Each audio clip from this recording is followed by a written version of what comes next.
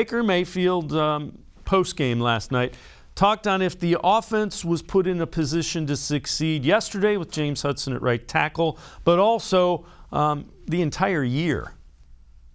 I'm not going to get into too many details about that as a full season evaluation. We've obviously been pretty banged up. I believe in James. This isn't. I pray to God that you guys don't spin this into something where I'm criticizing James Hudson. That's not what I'm doing. We're talking about an all-pro that he's going up against, and he's hasn't had very many starts. So I'm proud of James. He kept swinging. He kept fighting.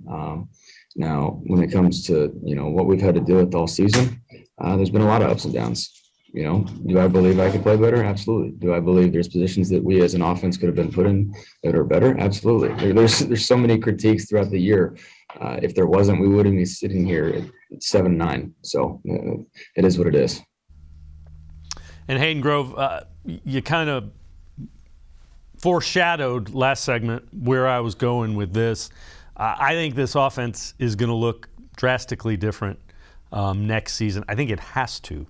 Do you agree, or do you think they just run it back and say, man, the scheme is the scheme?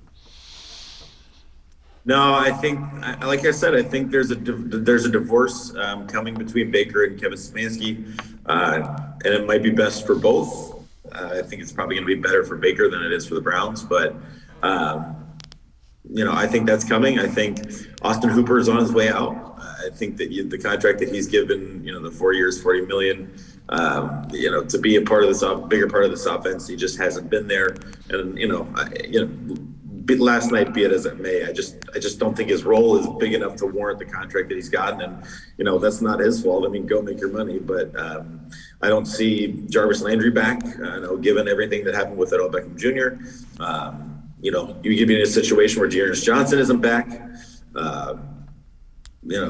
Jack Conklin, a lot of money spent on that position. He's been hurt. I mean, hopefully he's back. I think that'll bolster them. But I think the offense is going to look drastically different. David Njoku is a guy I would spend some money on. This is shocking that I'm saying that because, 2 years ago I would have said, get out of here, or he's not doing anything, and things change. And I get that.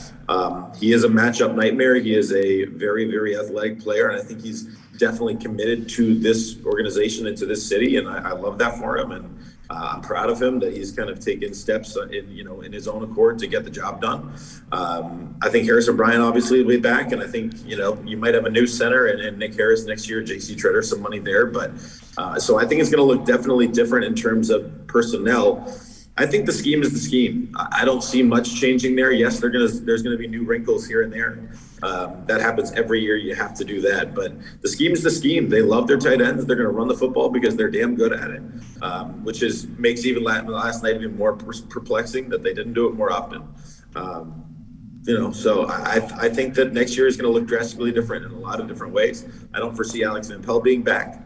I don't see Case Keenum being back. So it's going to be a very, very different unit offensively for Cleveland.